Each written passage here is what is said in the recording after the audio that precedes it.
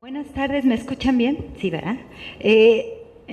Básicamente lo que vengo aquí es estoy muy contenta de poder compartir con ustedes, no importa que no esté lleno el salón. Estoy contenta de poder compartir con ustedes una parte de nuestro trabajo que hacemos en la CONABIO. Para los que no lo saben, CONABIO es la Comisión Nacional para el Conocimiento y Uso de la Biodiversidad, CONABIO. Les platico un poquito de la misión de la CONABIO, que es una comisión creada por decreto presidencial en 1992, ya tiene 20 años de existir, y básicamente su misión está ahí en la pantalla, es promover, coordinar, apoyar y realizar actividades dirigidas al conocimiento de la diversidad biológica, así como a su conservación y uso sustentable para beneficio de la sociedad. Entonces, básicamente es una comisión nacional donde se concentra la información de la diversidad biológica de nuestro país. Entonces, dentro de la CONABIO hay diferentes líneas de trabajo, diferentes áreas. Yo estoy trabajando el área de uso de la biodiversidad. Y dentro del área de uso de la biodiversidad hablamos de los recursos biológicos. La definición de recurso biológico está relacionada con su potencial o capacidad de usarse, porque la diversidad biológica es enorme, hay mucha diversidad, pero no toda, al menos que se conozca, se usa. La que se usa se le diferencia como recurso biológico, ¿sí? Entonces, los recursos biológicos, hay, digamos, diferentes formas reconocidas de usarlos, pero nosotros nos abocamos a los recursos biológicos colectivos. ¿A qué se refiere esto? Digamos que son cualquier componente de la biodiversidad o de la diversidad biológica que son valorados, utilizados, manejados por grupos o colectividades. Grupos ya sean pueblos, comunidades, ejidos, organizaciones, cuyas actividades principales se relacionan con el establecimiento de acuerdos y reglas en torno a la conservación y uso de los recursos biológicos. ¿Sí? ¿Sí les va quedando claro? Igual va a haber una sesión de preguntas al final, por si quieren ir apuntando sus preguntas y las resolvemos al final. Dentro de esta línea de trabajo, para nosotros ha sido muy útil establecer un eje ordenador entre el producto, el recurso biológico y el territorio. ¿Esto qué quiere decir? Que dependiendo del producto, los recursos biológicos que están asociados a su producción y dónde se encuentran para trabajarse, esta línea de trabajo nos permite, digamos, darle una identidad al sistema de producción. Bueno, vamos a entrar en materia con los casos que yo les traigo. Ahorita nada más les estoy explicando la parte, digamos, teórica con la que nosotros trabajamos. Entonces podemos encontrar diferentes combinaciones dependiendo de cada caso. Por ejemplo, en el primer caso que ahí les muestro, es una relación lineal entre el producto, que es el mezcal, ¿sí? Mezcal papalote, porque es una especie que se conoce como maguey papalote. O sea, es un mezcal que proviene del maguey papalote que se encuentra en la región de el Chilapán, en Guerrero. Entonces, estamos asociando un territorio particular, un recurso específico y un producto diferente, ¿sí? Hay muchos mezcales en México, también ahorita nada más estoy dando una introducción, lo vamos a revisar con más detalle. Hay muchos mezcales, pero este mezcal es único y por eso es que le estamos dando la identidad, lo que les decía, ¿no? La identidad reconocida en esta relación. No quiere. Esta relación se trata de pita de la selva, que ahorita nada más lo estoy explicando para que vean los tipos de combinaciones. Se trata de una fibra de una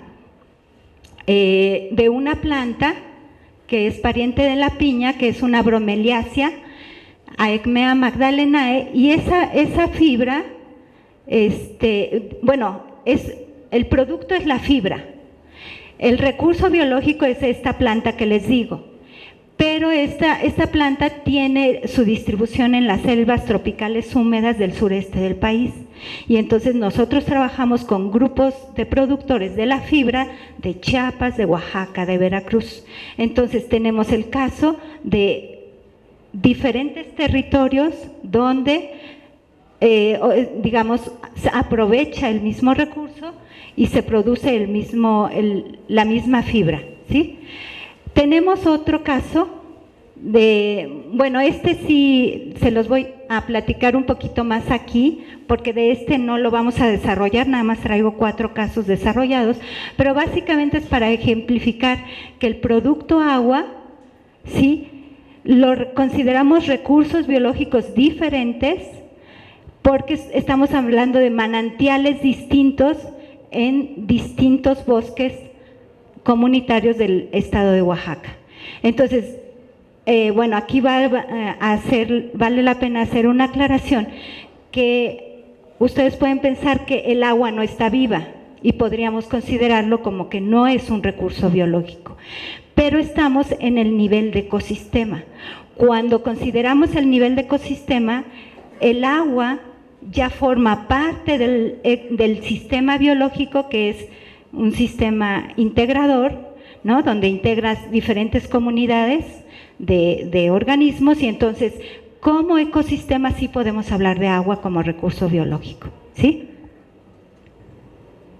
Entonces, comenzaré platicándoles un poquito más del caso del mezcal papalote del Chilapán, y este caso lo abordamos dentro de la Conavio en un trabajo que se habló de mezcales y diversidad. En este mapa que ustedes ven, básicamente se muestrean estas especies. Estas especies son las que se ubican aquí, y estamos hablando de una muestra de especies de agaves, ¿no?, que el nombre correcto es magueyes. El agave es el género al que pertenecen estas plantas, que el nombre común es de maguey. Sí, aunque todas se les llama maguey, cada una de las especies son diferentes, y de cada una de esas especies se produce un mezcal diferente. O sea, no todos los mezcales son iguales. Y aquí lo único que hicimos fue tomar una muestra de unas cuantas especies, porque en realidad se reconocen más de 30 especies de las que se produce mezcal en nuestro país. Esto nada más es una muestra para que vean la riqueza con la que contamos en México para producir mezcal. Y entonces, de esa distribución y de esa riqueza que hay a nivel nacional, nosotros trabajamos de cerca con un grupo de organizaciones de la región que se llama el Chilapán en Guerrero. Y todos estos productores básicamente lo que hacen es producir mezcal de una sola especie que se conoce como maguey papalote, lo que ya les explicaba, que es agave cupreata, ¿no? Recordamos nuestro eje ordenador, ¿no? Para reconocer la identidad, tenemos el producto mezcal con la especie, el recurso biológico maguey papalote, cuya especie es agave cupreata, y el territorio es la región que se conoce como el Chilapán en Guerrero. Y entonces lo que hacemos es, de toda esa diversidad que ya les decía de los magueyes, solo trabajamos con organizaciones. ¿Se acuerdan cuando hablábamos de recursos biológicos colectivos? Con gente que se organiza, porque lo que sucede en esta región es que el maguey no se cultiva, se cosecha en estado silvestre. Y para poder aprovechar sin agotar sus recursos, sin sobreexplotarlo, lo que existe en esa región es conocimiento campesino, conocimiento de el recurso, de cómo aprovecharlo y no acabar, ¿no?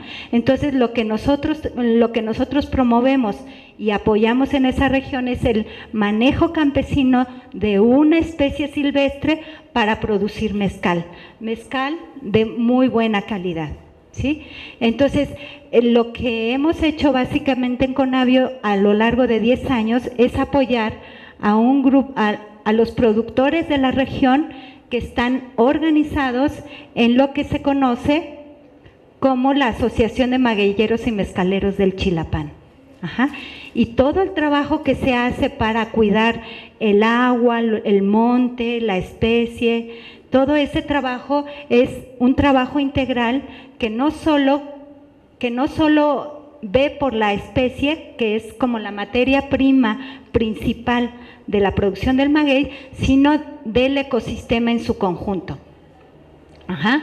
La Conavio se suma al trabajo que han hecho organizaciones no gubernamentales, como en este caso el Grupo de Estudios Ambientales, que si nosotros tenemos 10 años de trabajar con ellos, la gente del Grupo de Estudios Ambientales tiene 15 años más, ¿no? Estamos hablando de un trabajo de muchos años para poder consolidar organizaciones que cuidan su recurso, digamos, estar recuperando conocimiento tradicional que ya existe en la comunidad, que no se pierda, que se documente y que se le reconozca.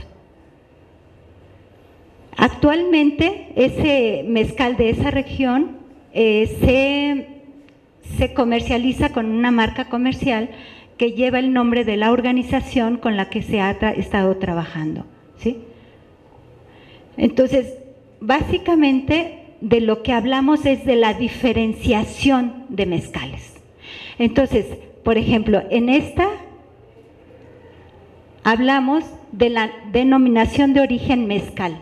En la denominación de origen mezcal es la que está marcada con verde y son todas estas estados los que están incluidos en la denominación de origen. Hay otra denominación de origen que se llama tequila.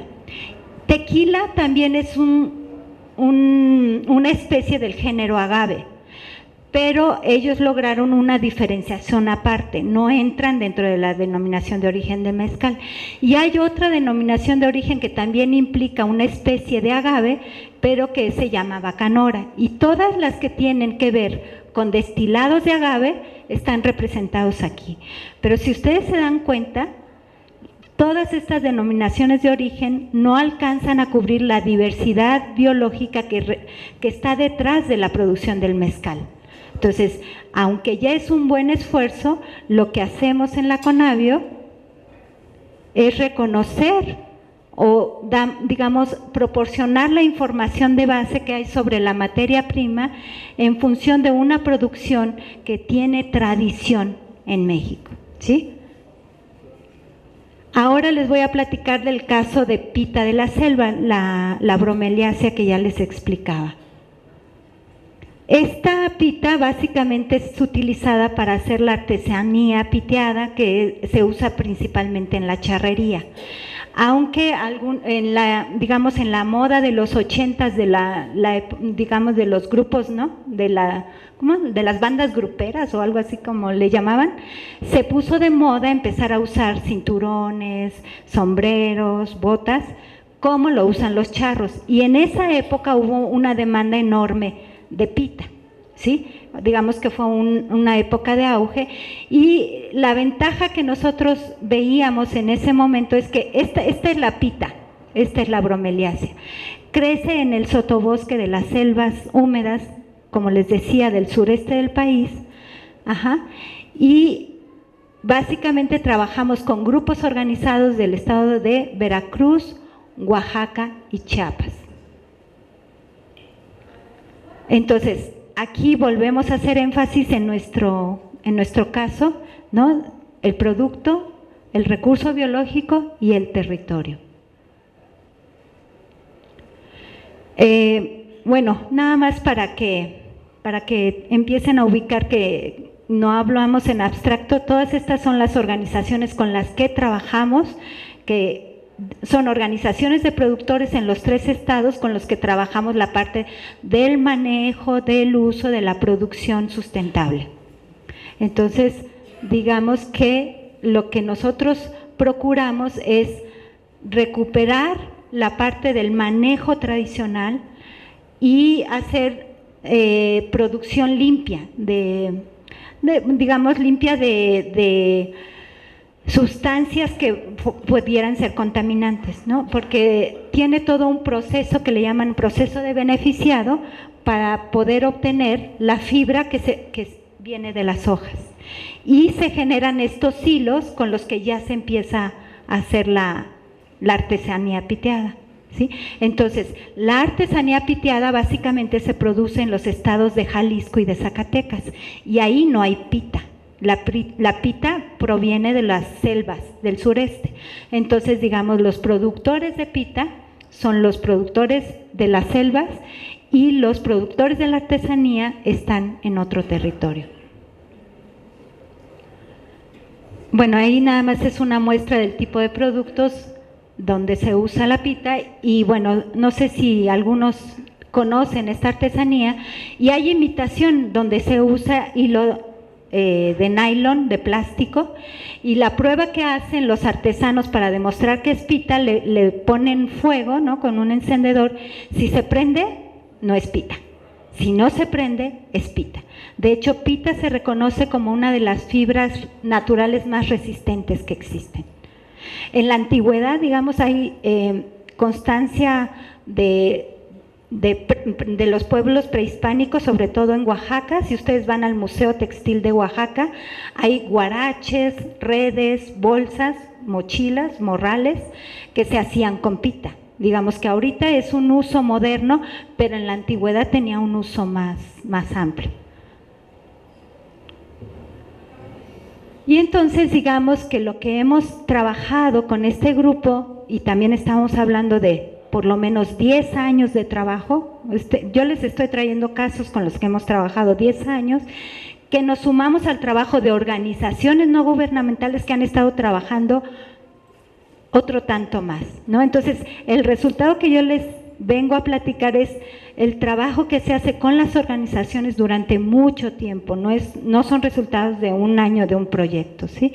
Y entonces, lo que hemos estado viendo que ante la falta de demanda, porque digamos la moda grupera decayó, eso ya pasó, la charrería sigue teniendo su mercado, pero la producción de la pita hemos estado viendo otras opciones de diversificación en el uso, y entonces aquí hay pita teñida con tintes naturales y de esto se genera, digamos, se hacen tapetes en Oaxaca o joyería textil, ¿sí? Y entonces, lo que les decía es que tenemos, digamos, como la preocupación, en eso trabajamos, de estar buscando la manera de que los productores encuentren una opción viable de producir junto con otras, porque no es una única. Lo que se ha visto es que al mismo tiempo que diversificamos producción en pita, también hay que diversificar actividad con los productores. Se dedican a otras cosas, no solo a esto, sino, bueno, no saldría para el gasto, como dicen. El otro caso del que les quiero platicar es el papel amate de San Pablito, Pahuatlán, Puebla. Este caso lo trabajamos, esto sí se los quiero comentar, colaboramos con un proyecto que apoyó FONART en la Sierra Norte con 2 investigadoras, una investigadora de la Universidad Veracruzana y otra investigadora de la UAM Iztapalapa, y el proyecto se llamó Producción Sustentable de Papel Amate en la Sierra Norte de Puebla, y bueno, a nosotros como Conavio nos tocó participar en una de las partes, que es lo que les voy a platicar. Aquí tenemos el producto, papel amate decorado y con pinturas de los pueblos nahuas de la zona de Guerrero, y este es papel amate decorado con figuras tradicionales de los otomíes de la Sierra Norte de Puebla. Originalmente el papel amate que nosotros conocemos es el más conocido. Y como lo venden los nahuas de Guerrero, la gente piensa que el papel también lo producen los nahuas. Y no, el papel es producido en la Sierra Norte de Puebla y es llevado por otomíes de la Sierra Norte de Puebla, y durante muchos años, desde los años 60, han sido los que abastecen de papel el vehículo que usan para hacer sus representaciones en los pueblos nahuas de Guerrero. Y ha sido una artesanía muy exitosa en términos de venta. Son productos baratos, fáciles de llevar, no son pesados, y se han convertido como en muy buenos recuerdos para turistas, ¿no? Pero digamos que los otomíes de la Sierra Norte de Puebla habían estado, digamos, su comercialización de papel había estado restringida solo a la demanda que había en Guerrero. Sin embargo, ellos querían hacer su propio mercado, ¿no?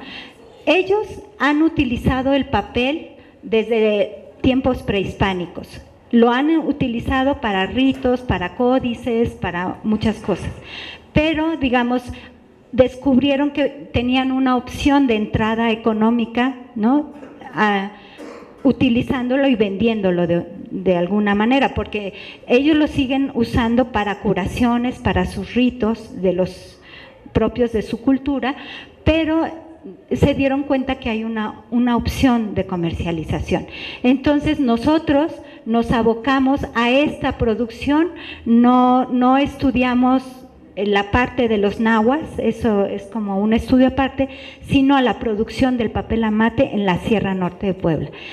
Y básicamente lo que se hace es utilizar la corteza de diferentes especies de árboles para producir el papel. Entonces, como les decía, este es el producto, el recurso y el territorio que está asociado. Entonces, como les decía, básicamente yo les voy a hablar de los artesanos otomíes de San Pablito, que son varios pueblos que producen papel amate, pero se restringen a su uso ritual. Y solamente en San Pablito se comercializa, ¿sí?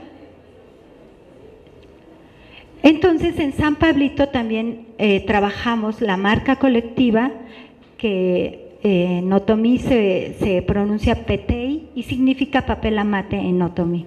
Bueno, es incorrecto que yo les diga otomí porque ellos a sí mismos se nombran ñañús, ¿no? Entonces lo correcto es hablar de ñañús.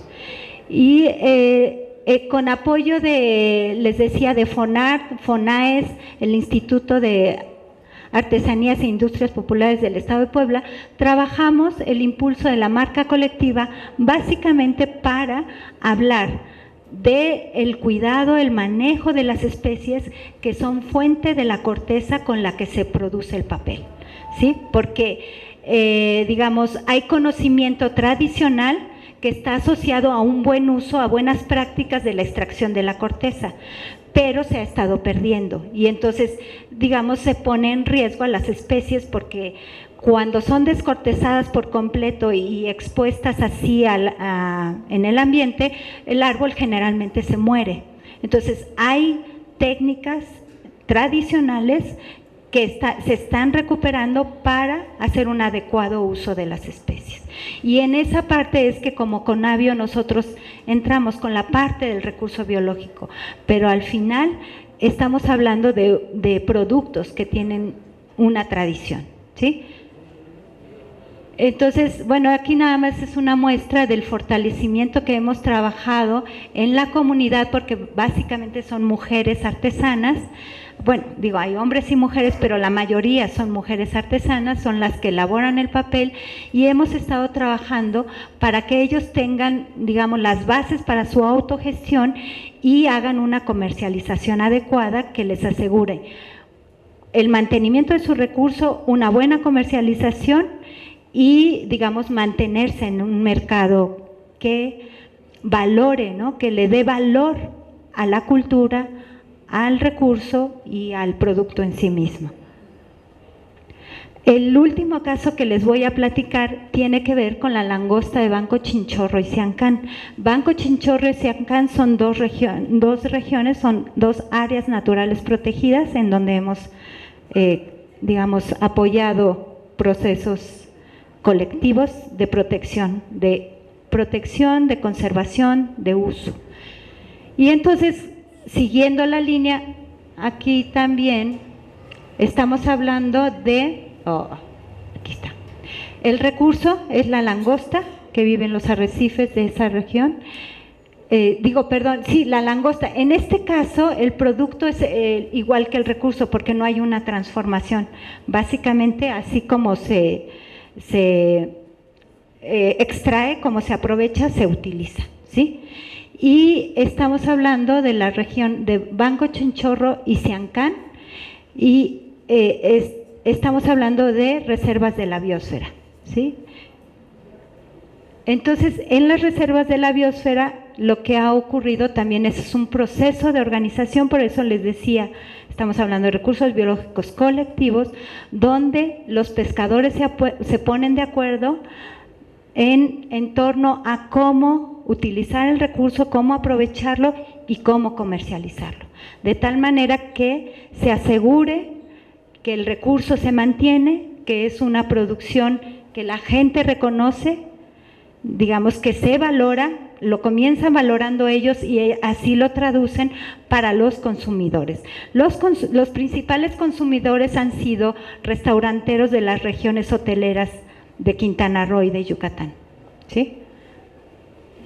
Algo muy importante que yo quiero resaltar de este caso es el método que ellos acordaron para, digamos, para vender esta langosta. Hay, digamos, regiones donde se captura la langosta con aparatos, ¿no? Se hace buceo con aparatos y se llegan a profundidades mayores de los 18 metros, de los 12 metros, y entonces tienen acceso a más langosta y comparado con la que hacen los buzos de estas regiones. Aquí básicamente bajan a pulmón, ¿sí? Y entonces hay una limitante natural de los pescadores que no pueden bajar a mayor profundidad ni mucho tiempo, y es como una, digamos, las tasas de captura y de las langostas no son exageradas, digamos, no caen en la sobreexplotación, y ellos hacen un control de las langostas y revisan que no sean langostas hembras que traigan huevecillos. Las langostas hembras las regresan al mar. Entonces hay una serie de reglas, de acuerdos entre los pescadores para cuidar su recurso, pero también para ofrecer al mercado un recurso de buena calidad, ¿sí? Entonces, digamos, una langosta pescada de este modo es un poco más cara que una langosta pescada de la otra manera, ¿sí? Pero lo que están asegurando estos productores es cuidado, conservación del recurso y del ambiente donde crece esta langosta. Entonces, lo que se espera es tener consumidores conscientes de que detrás de ese precio hay un valor, digamos, a todo el trabajo que están haciendo estos pescadores. Lo que les decía, ¿no? Cumplen con la ley, hay investigación detrás de esto, hay grupos de investigadores que por estar en las áreas naturales protegidas están como favoreciendo la investigación, y hay análisis de las langostas que se están capturando. Entonces, digamos que hay un trabajo muy serio detrás de esta marca. Y este es el único caso que les traigo un esquema como de la estructura que está detrás de una organización que promueve una marca colectiva. Por un lado están todos los pescadores que tienen un permiso exclusivo de entrar a las reservas con permiso, y por otro lado estamos una serie de organizaciones respaldando el trabajo que está detrás de esta organización para registrar una marca colectiva con la que se comercializa esa langosta. Entonces, la idea es que detrás de esta marca colectiva se pueda reconocer, como les decía, el producto, el recurso, el territorio, y que hable del trabajo de gente que está, digamos, procurando, conservando y usando con buenas prácticas esa diversidad biológica. Como conclusiones, básicamente traigo una idea desarrollada que lo que nosotros promovemos es que los productos, detrás de los productos hay grandes historias. Y lo que hacen los productos es contarnos esas historias. ¿Y cómo nos las cuentan? A través de sus etiquetas, ¿no? Entonces, lo que los productores han aprendido es poner toda esa información de lo que ellos hacen, de lo que ellos procuran en la etiqueta. Entonces, no solo es hablar de un mundo rural y de su vitalidad. Sabemos que existe y hay mucho conocimiento tradicional, hay que rescatarlo, hay que revitalizarlo y hay que valorarlo.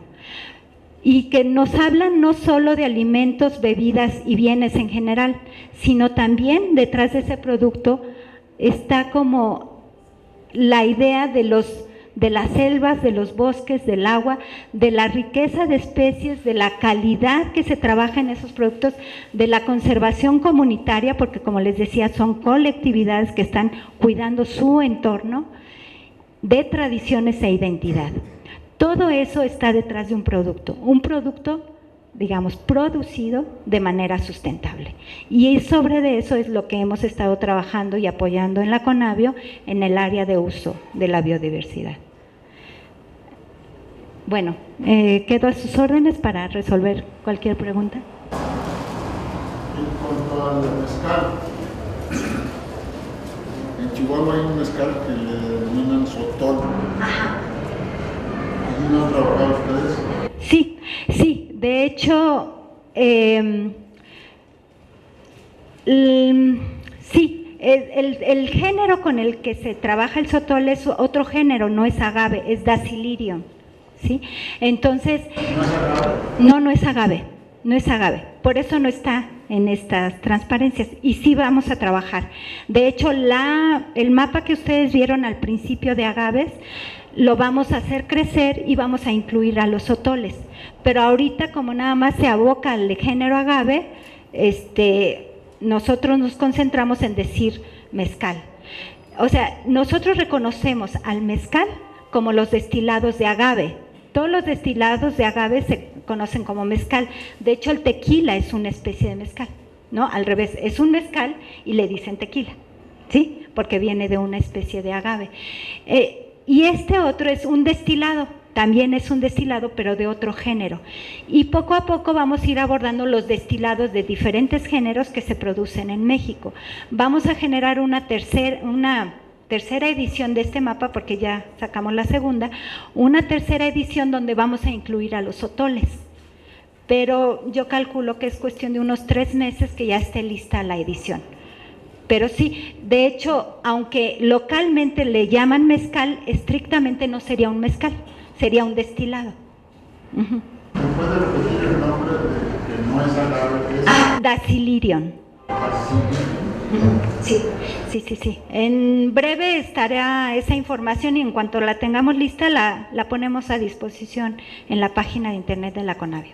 Sí. ¿Alguien más? ¿Cuál es la forma en que la Conavio le da mayor auge a los proyectos? O sea, solo es llegar y presentar ideas sobre sus proyectos, o sea, presentar como la forma en que deben trabajar de una manera más sustentable y armoniosa con la comunidad, o también van más allá hasta llevarlos al mercado. Procuramos prepararlos al mercado, pero no podemos ir más allá porque ya no está en el ámbito de competencia de la Conavio, y ahí establecemos relación con la Secretaría de Economía, ¿sí? De hecho, trabajamos con, digamos, con las instituciones que tienen que ver con la parte cultural, ¿sí? Que está antropólogos, gente que está trabajando en la parte cultural. Nosotros vamos sobre la parte del recurso biológico y hay instituciones que apoyan la parte de comercialización. Sin embargo, sí preparamos a la comercialización, o sea, sí trabajamos en el etiquetado, sí hacemos sugerencias sobre el envasado, sobre las normas que tienen que guiar una producción sustentable. O sea, sí nos involucramos en ese nivel, pero digamos los dejamos preparados a la comercialización. Por eso nosotros creemos que el trabajo que se hace con las organizaciones para que ellas, digamos, caminen solas, llega un momento en que solas sigan su camino, es en hacer un trabajo sólido, fuerte, sobre sus reglas. De hecho, se les llaman las reglas de uso de las marcas colectivas. La figura que más hemos trabajado es de marcas colectivas, pero nosotros en general trabajamos sobre esta línea de las indicaciones geográficas. O sea, las marcas colectivas la trabajamos como si fuera una indicación geográfica. La denominación de origen es otra figura con la que nosotros trabajamos.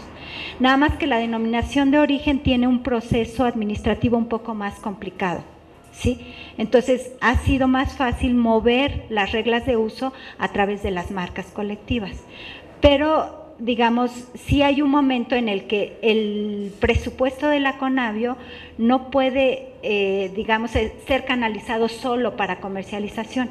Nosotros estamos en la parte de la producción, ¿no? Que deberá de asegurar productos sustentables. Entonces sí promovemos productos. De hecho, cuando hay algunos eventos en diferentes lugares del país de producción sustentable, llevamos producto producido por gente con la que hemos colaborado, con productores que ya lograron un nivel de madurez, donde ya trabajan en base, inocuidad,